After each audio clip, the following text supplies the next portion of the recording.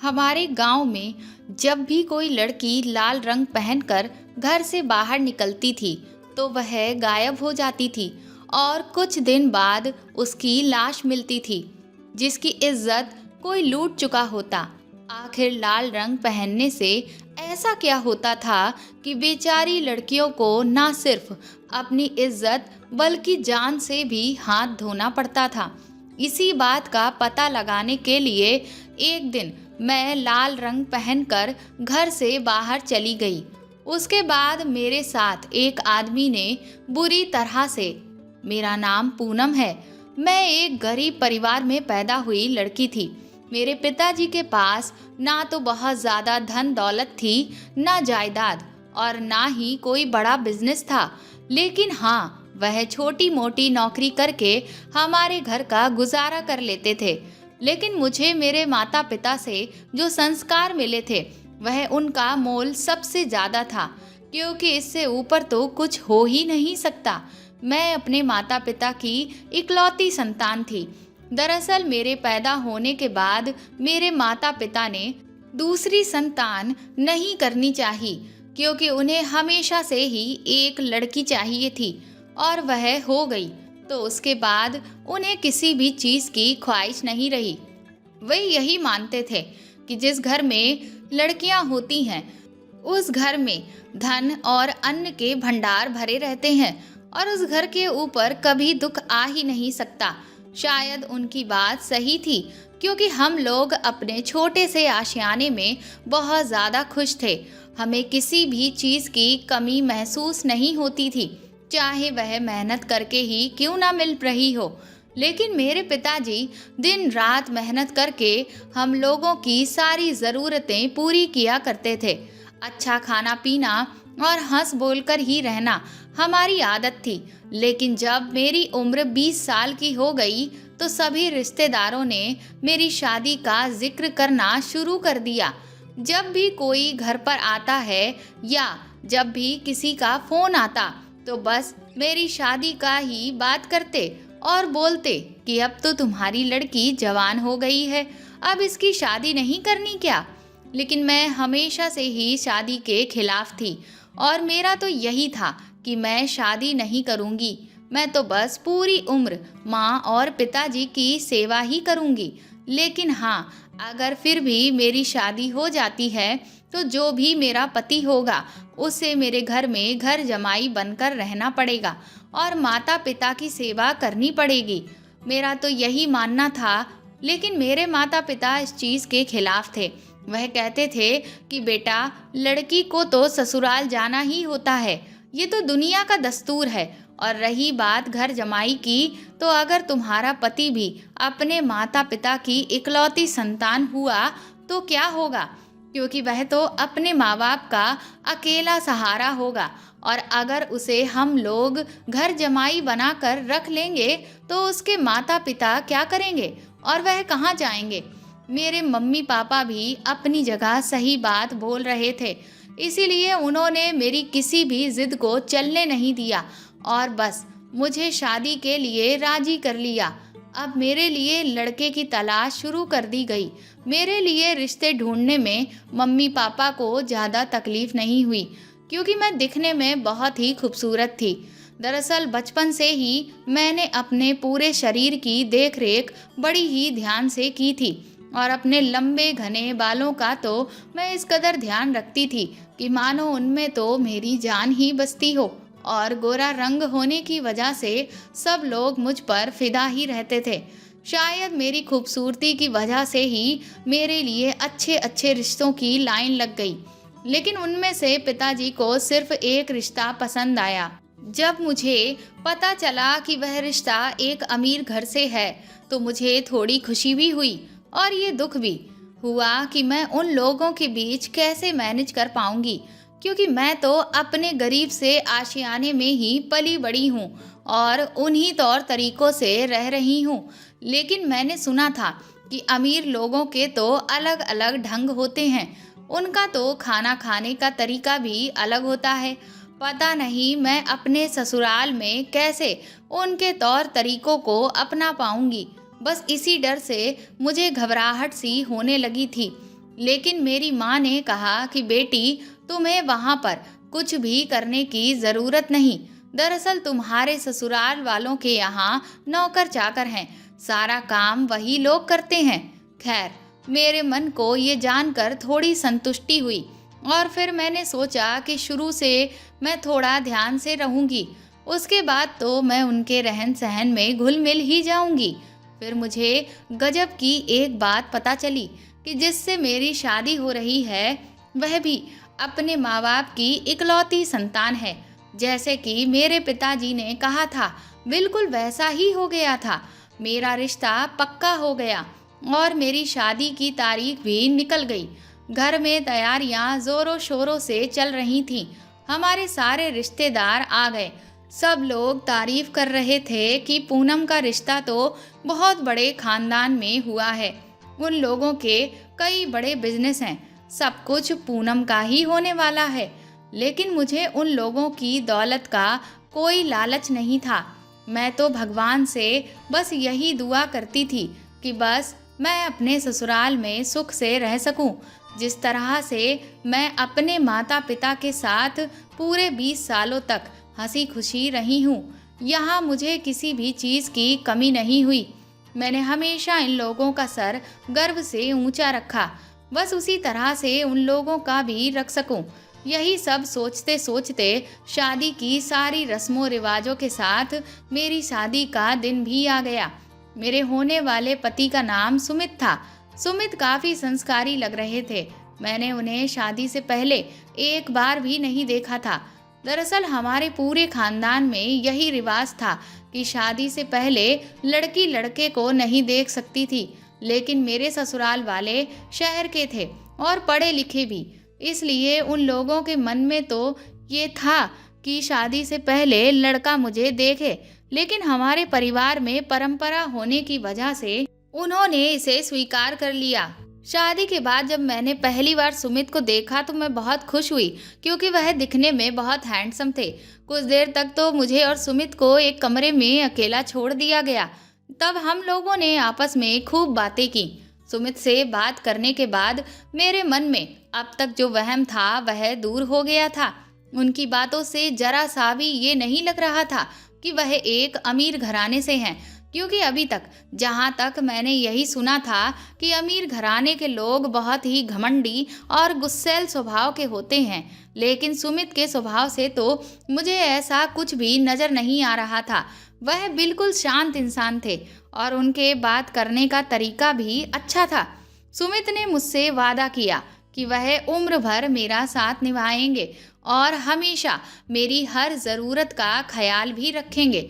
जिस तरह से वह अपने माँ बाप की इज्जत करेंगे, उनका सम्मान करेंगे, ठीक उसी तरह से वह मेरे मम्मी पापा का भी सम्मान करेंगे और उनकी देखभाल करेंगे। जब मेरी विदाई का समय आया तो मैं अपने माँ बाप के गले लगकर खूब रोने लगी। मेरे पापा ने कहा कि तुम्हें रोने की कोई ज़रूरत नहीं है, तुम्हें तो बहुत अच्छा ससुराल मिला है और जैसे हम तुम्हारे माँ बाप हैं बिल्कुल वैसे ही सास ससुर भी तुम्हें मिल गए हैं। तभी मेरी सास ने आगे बढ़कर मेरे सर पर हाथ फेरते हुए कहा, बेटी तुम रो मत, मैं तुम्हारी हमेशा माँ बनकर ही रहूँगी, तुम्हें कभी किसी चीज़ की कमी नहीं होने दूँगी। जब कभी भी तुम्हारा अपने मम्मी पापा से मिलने का मन करे तो तुम हमेशा मुझे आकर बता देना, मैं तुम्हें इन लोगों से मिलने के लिए भेज दिया करूँगी। उसके बाद जब मैं अपने ससुराल पहुँची तो मुझे ये बात बहुत ही अजीब लगी कि गाड़ी से उतरने से पहले मेरी सास ने मुझे एक बड़ी सी शॉल से पूरी तरह से ढक दिया, जिससे मेरा लाल रंग का जोड़ा बिल्कुल भी नहीं दिख रहा था। उस वक्त मैं नई नवेली दुल्हन थी, इसलिए मैंने कुछ भी नहीं कहा। मैंने सोचा कि सबके घरों की अलग अलग रिवाजें होती हैं, हो सकता है सुमित के घर की भी यही रिवाज हो, इसीलिए मेरी सास इस तरह से कर रही हैं। तभी मेरी नज़र उस हवेली पर पड़ी जिसमें मेरे सास ससुर और मेरे पति रहते हैं। हवेली की चकाचौंध ने तो एक बार के लिए मुझे हैरान ही कर दिया था। इतनी बड़ी हवेली में सिर्फ ये 3 लोग ही रहते थे। मैंने अपने मन में सवाल किया, मैं सोचने लगी कि जब सिर्फ 3 लोगों को ही रहना था तो इतनी बड़ी हवेली बनाने का क्या मतलब। खैर, मैंने सोचा कि उनके पास पैसों की कोई कमी नहीं है, तो इंसान अपने हर शौक को पूरा कर सकता है।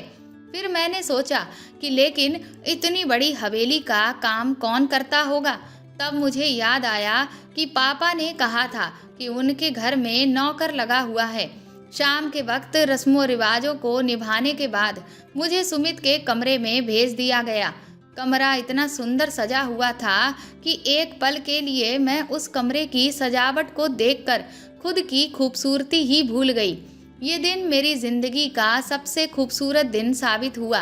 पहले तो मैं और सुमित हमने एक दूसरे से ढेर सारी बातें की और उसके बाद उनके ढेर सारे प्यार के साथ मैंने अपने जीवन की एक नई शुरुआत की। रात को देर से सोने की वजह से अगले दिन मेरी आंख जल्दी नहीं खुली। वैसे तो मुझे सुबह जल्दी उठने की आदत थी, लेकिन आज मैं शादी की थकान की वजह से उठ ही नहीं पाई। तभी सुमित के फ़ोन पर किसी की कॉल आई, जिसकी आवाज़ से मेरी आंख एकदम से खुली। तो घड़ी में समय देखकर मैं हड़बड़ाकर बेड से उठ बैठी। सुमित ने तुरंत ही मुझसे कहा कि अरे तुम इतना हड़बड़ा क्यों रही हो, आराम से उठ जाना, अभी तो मम्मी पापा भी नहीं उठे होंगे। उनकी बात सुनकर मैंने कहा कि इतना लेट हो गया है, लेकिन मम्मी पापा अभी तक नहीं उठे। तो सुमित ने कहा कि वो लोग देर से ही सोते हैं, क्योंकि अब उनकी उम्र हो गई है, इस वजह से उन्हें नींद नहीं आती, बस इसीलिए सुबह देर से ही उठते हैं। मुझे तो ऑफिस जाना था, इसलिए मैं जल्दी उठकर तैयार होने लगा। खैर, अब तुम उठ गई हो तो जाओ, तैयार हो जाओ और फिर नीचे चली जाना। मैंने सुमित से कहा कि आप ऑफिस के लिए जा रहे हैं तो मुझे रसोई घर कौन दिखाएगा, क्योंकि मम्मी पापा तो अभी उठे नहीं हैं। सुमित ने कहा कि तुम्हें रसोई घर में क्या काम है। मैंने कहा अरे आज मेरा ससुराल में पहला दिन है, तो मुझे कुछ मीठा भी तो बनाना पड़ेगा। सुमित हंसते हुए कहने लगे, अरे हाँ, ये भी तो है। चलो अच्छा, अगर तुम कहती हो तो मैं थोड़ी देर से चला जाऊंगा। फिर मैं जल्दी से तैयार होकर सुमित के साथ नीचे चली गई। वहां पहुंचकर मैंने देखा कि मेरे सास ससुर उठ चुके थे। हम दोनों ने उनके पैर छुए और फिर मैं रसोई में जाकर कुछ मीठा बनाने की तैयारी करने लगी। जब मैं वहां पहुंची तो वहां पर एक नौकर था जो पहले से ही किचन में काम कर रहा था। मुझे देखकर उसने मुझे नमस्ते किया और फिर अपने काम में लग गया। वह नौकर बहुत ज़्यादा उम्र का नहीं था, सुमित से उम्र में थोड़ा ही बड़ा था। घर के सभी लोग उसे राजू कहकर पुकार रहे थे। राजू काम में बहुत ही ज़्यादा तेज और फुर्तीला था। इस बात का पता मुझे तब चला जब मेरी सास ने मुझे बताया कि इस घर में सिर्फ एक ही नौकर है, वह राजू है। राजू इतनी बड़ी हवेली का झाड़ू पोछा अकेले ही करता है और उसके बाद पूरे घर का खाना और कपड़े का काम भी कर लेता है। राजू की स्फूर्ति देखकर मुझे बहुत अच्छा लगा। साथ ही ये भी पसंद आया कि वह एक नेक दिल इंसान था, क्योंकि आजकल तो जो भी नौकर रखे जाते हैं वह हर समय काम ना करने का बहाना ढूंढते रहते हैं, लेकिन राजू ऐसा नहीं था। उसके बाद हम लोगों ने नाश्ता किया और फिर मैं सीधा अपने कमरे में चली आई और फिर मैं अपनी माँ से फ़ोन पर बात करने लगी। वैसे मेरे ससुराल के लोग बहुत अच्छे थे, लेकिन ये हवेली जिस जगह पर बनी हुई थी वह ना तो शहर में ही थी और ना ही मैं उसे गांव बोल सकती थी, क्योंकि ये हवेली जहाँ थी वहाँ आसपास गांव के ही लोग रहते थे, लेकिन शहर भी थोड़ी ही दूरी पर पड़ जाता था। पर मेरे ससुराल वालों के रहने का जो तौर तरीका था वह बिल्कुल शहर के लोगों के जैसा ही था।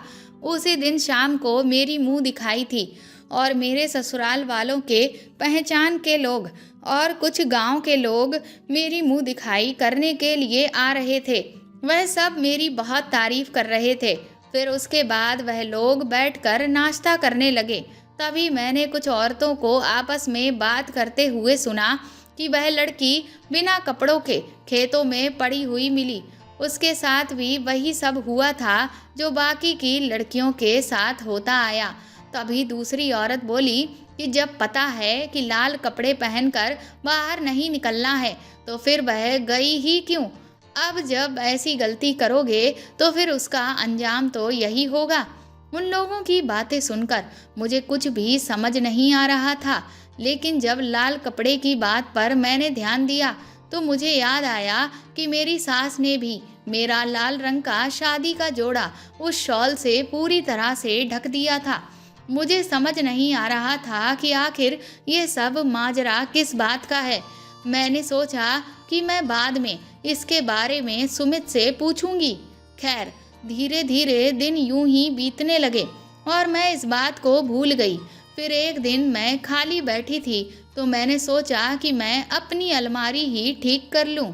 जब मैंने अपने कपड़ों को सही से लगाना शुरू किया तब मैंने उसमें एक बड़ी ही खूबसूरत सी लाल रंग की साड़ी देखी जो देखने में बहुत प्यारी लग रही थी, जो मुझे शादी के टाइम पर किसी ने गिफ्ट में दी थी। मैंने सोचा कि इस बार जब मैं अपने मायके जाऊंगी तो यही साड़ी पहनकर जाऊंगी। तभी मेरे पास माँ का फ़ोन आया और वह मुझसे कहने लगी कि तेरे पिताजी की तबीयत आज थोड़ी ख़राब है। मुझे पिताजी की थोड़ी फिक्र होने लगी तो मैंने सोचा क्यों ना मैं अपने पापा से मिल आऊं। मैं तुरंत ही नीचे उतर कर आई और अपनी सास से कहा कि मेरे पिता की तबीयत थोड़ी ख़राब है तो क्या मैं उनसे मिलकर आ सकती हूँ। मेरी सास ने कहा कि ये भी कोई पूछने वाली बात है, क्यों नहीं, तुम्हारा अगर मन हो तो तुम आज रात वहीं पर रुक जाना। उसके बाद मैं वहीं लाल साड़ी पहनकर तैयार हो गई और फिर जब नीचे उतरकर जाने की तैयारी करने लगी तो मेरी सास ने मुझसे कहा कि बहू, तुमने ये लाल रंग की साड़ी क्यों पहन रखी है। मैंने कहा देखिए माँ जी, ये साड़ी कितनी सुंदर है, मैंने तो अभी तक इसे देखा भी नहीं था। आज ही अलमारी सही करते वक्त मेरी नज़र इस पर पड़ी तो मैंने सोचा कि क्यों ना आज इसे ही पहन लूं। मेरी सास कहने लगी कि नहीं, तुम ये साड़ी पहनकर नहीं जाओगी, जाओ किसी दूसरे रंग की साड़ी पहन लो। मैंने कहा कि क्यों माँ जी, इस साड़ी में क्या खराबी है। वह कहने लगी क्योंकि ये साड़ी लाल रंग की है। मैंने कहा लाल रंग पहनने से ऐसा क्या हो जाएगा। वह कहने लगी कि तुम मुझसे बहस मत करो, मैं तुम्हारे साथ कोई भी रिस्क नहीं ले सकती हूँ। लाल रंग पहनकर तुम इस घर से एक कदम भी बाहर नहीं रख सकती। उनकी ये बात सुनकर मुझे बहुत अजीब लगा कि मेरी सास ये कैसी बातें कर रही हैं। भला लाल रंग पहनकर बाहर जाने से ऐसा क्या हो जाएगा जो वह रिस्क की बात कर रही थी, जबकि मैं तो एक नई नवेली दुल्हन थी और जिनकी नई शादी होती है वो अक्सर लाल रंग ही पहनती हैं। अब मुझे उनसे ज़्यादा बहस करना ठीक नहीं लगा, इसीलिए मैंने चुपचाप जाकर दूसरे रंग की साड़ी पहन ली। मैंने सोचा कि अगली बार जब मैं कहीं जाऊंगी तो फिर ये साड़ी पहन लूँगी। फिर मैं अपने मम्मी पापा से मिलने के लिए चली गई और कुछ घंटे उनके साथ बातें करने के बाद मैं शाम तक वापस लौट कर आ गई। शाम को जब सुमित लौट कर आए तो मैंने उन्हें सारी बात बताई। सुमित कहने लगे कि माँ ठीक कह रही थी, तुम लाल रंग पहनकर कभी भी घर से बाहर मत जाना। मैंने सुमित से कहा कि क्यों, आखिर ऐसी क्या बात है, कम से कम तुम तो मुझे बताओ। माँ भी इस बात को लेकर काफ़ी घबराई हुई लग रही थी। सुमित ने कहा कि देखो, ये बहुत लंबी कहानी है, मैं तुम्हें इसके बारे में फिर कभी फुर्सत से बताऊंगा। अभी मैं सोना चाहता हूँ क्योंकि मैं बहुत ज़्यादा थक गया हूँ। और रही बात लाल रंग की उस साड़ी की, तो जब तुम अपनी माँ के पास जाना तो वहाँ तुम्हें जब भी कहीं घूमने जाना पड़े तब तुम उस साड़ी को आराम से पहन लेना, लेकिन यहाँ इस गांव में लाल रंग को पहनकर बाहर जाने की गलती भूल कर भी मत करना। खैर, उस समय मैंने सुमित से बहस नहीं की और लेट कर सो गई, लेकिन मेरे दिमाग में फिर यही बातें चलने लगी कि आखिर यहाँ पर लाल रंग पहनने को मना क्यों कर रहे हैं। आखिर ऐसा क्या है, मुझे ये सब समझ नहीं आ रहा था। अगले दिन जब मैं खाना खाने के बाद छत पर टहलने के लिए गई तो मैंने देखा कि मेरे पड़ोस की औरतें जो नीचे खड़े होकर आपस में बातें कर रही थीं, उनकी आवाज़ साफ साफ मेरे कानों में आ रही थी। उनमें से एक औरत बोली, कल शाम को ही तो उनकी बेटी गायब हुई। हो सकता है वह भी लाल रंग पहनकर ही घर से बाहर गई हो। उनके मुंह से जब मैंने ऐसी बात सुनी तो मैं गौर से उनकी बातें सुनने लगी। तभी उनमें से ही एक औरत बोली, न जाने ये श्राप हमारे गांव पर कहाँ से लग गया। ऊपर से इन लोगों को समझ क्यों नहीं आता कि जब लाल रंग पहनने से ऐसा हो जाता है तो पहनने की ज़रूरत ही क्या है। इतना कहकर वह लोग वहाँ से चले गए और मेरे मन में ये सवाल छोड़ गए कि आखिर लाल रंग पहनने के बाद घर से बाहर जाने पर ऐसा क्या हो जाता है कि लड़की गायब हो जाती है और उसके साथ इतना बड़ा हादसा होता है।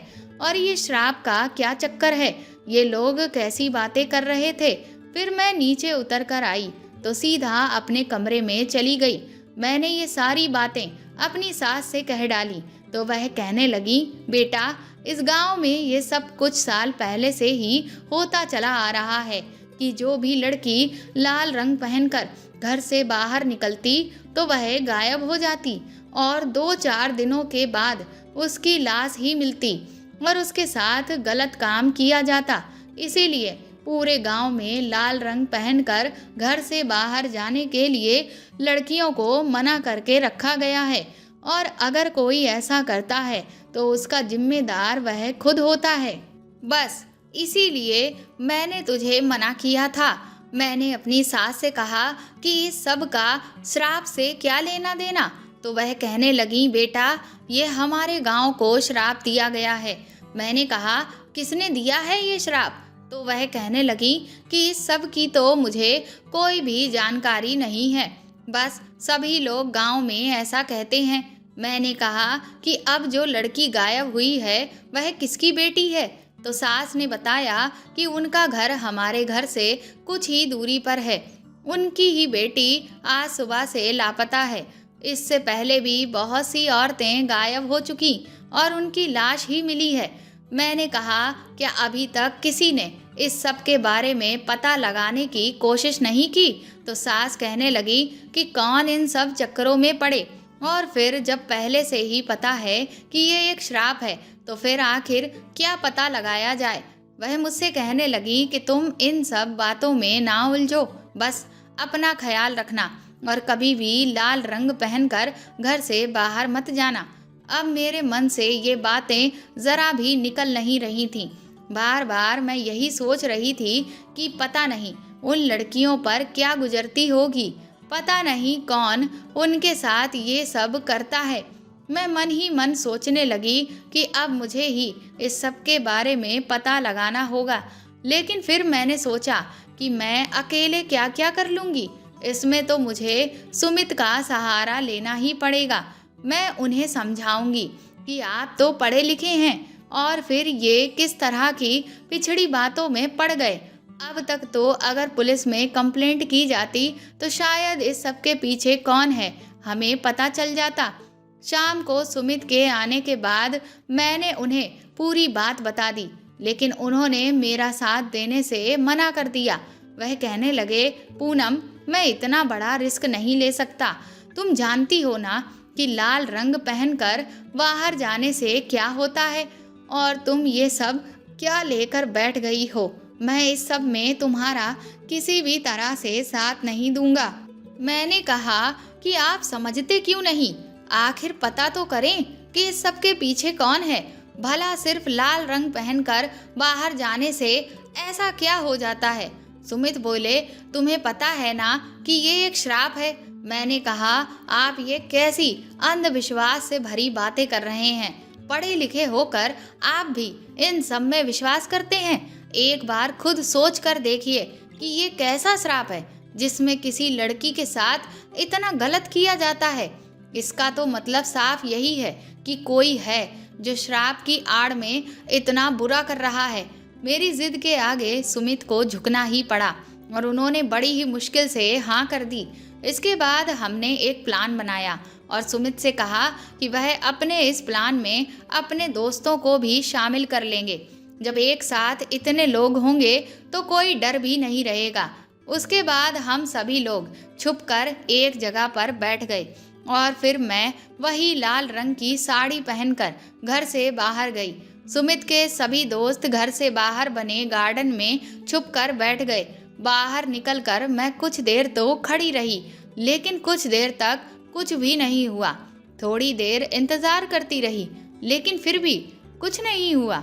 मैंने सोचा न जाने कि क्या हो रहा है, पता नहीं मेरे साथ ऐसा कुछ हुआ भी हो या नहीं।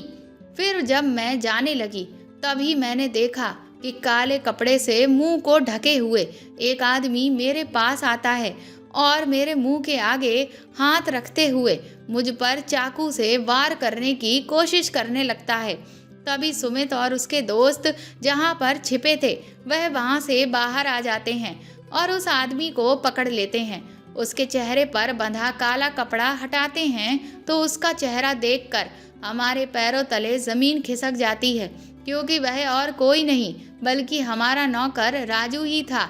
मेरे पति ने राजू को थप्पड़ मारते हुए वहीं पर गिरा दिया और पूरे गांव वालों को इकट्ठा कर लिया। सब लोगों के आने के बाद मेरे सास ससुर ने पहले तो मुझे डांटा कि तुम्हें ये सब करने की क्या ज़रूरत थी, लेकिन सब कुछ देखते हुए उन्होंने अपने गुस्से को शांत करके पूरी बात सुनने लगे। तब राजू ने कहा कि दरअसल मैं एक लड़की से प्यार करता था और मेरी उससे शादी भी हो गई थी, लेकिन शादी के बाद वह हर रोज अपने आशिक से मिलने जाती थी और जब भी वह उससे मिलने जाती तो लाल रंग ही पहन कर जाती, क्योंकि उसके आशिक को लाल रंग बहुत पसंद था। तब से मेरे दिमाग में ये बात बैठ गई और मैं गुस्से से पागल होने लगा था। धीरे धीरे मैं सनकी होता चला गया। मेरी पत्नी एक बदचलन थी और फिर मैंने उसे जान से मार दिया। उसके बाद मेरे दिमाग में सनक भर गई और जब भी कोई लड़की लाल रंग पहनकर घर से बाहर जाती तो मुझे उसमें अपनी पत्नी की छवि दिखाई देती और इसीलिए मैं उसके साथ गलत काम करके उसकी हत्या कर देता। मैंने ही ये बात पूरे गांव में इधर उधर बातें करके फैला दी कि ये एक श्राप है, जिसे गांव वालों ने आंखें बंद करके मान लिया। अंधविश्वास के चलते उन्होंने इसका पता भी नहीं लगाया कि इस सब के पीछे कौन है। राजू की बात सुनने के बाद हम लोगों ने पुलिस को बुलाया। पुलिस ने पहले तो राजू को एक पागल खाने में भर्ती करवाया और उसके दिमाग का इलाज करवाना शुरू किया। इलाज होने के बाद राजू को सज़ा सुनाई गई। गांव वालों ने मेरी बहुत तारीफ की, क्योंकि अगर मैं इतनी हिम्मत ना करती तो पता नहीं आगे और भी कितनी लड़कियों को इसका शिकार होना पड़ता। मेरे ससुराल वालों को भी मुझ पर बहुत गर्व था। एक तरफ इस जुर्म को रोककर मैं बहुत खुश थी, लेकिन मुझे राजू के लिए भी बहुत बुरा लग रहा था कि उसने एक लड़की से बेहद प्यार किया, पर उसने उसे धोखा दिया। उसका प्यार एक पागलपन में बदल गया, लेकिन अगर मैं उसे ना पकड़वाती तो वह ना जाने कितनी मासूम लड़कियों के साथ ये सब करता। तो दोस्तों, आपको ये कहानी कैसी लगी हमें कमेंट करके ज़रूर बताएं और प्लीज़ इस कहानी को ज़्यादा से ज़्यादा शेयर और लाइक करें, मेरे चैनल को सपोर्ट करें। आप चाहें तो मुझे सुपर थैंक्स भी दे सकते हैं। साथ ही अगर आप चैनल पर नए हैं तो सब्सक्राइब करके बेल आइकन ज़रूर दबा दें, ताकि आगे भी मैं आपको ऐसी ही अच्छी कहानियाँ सुनाती रहूँ। Thank you.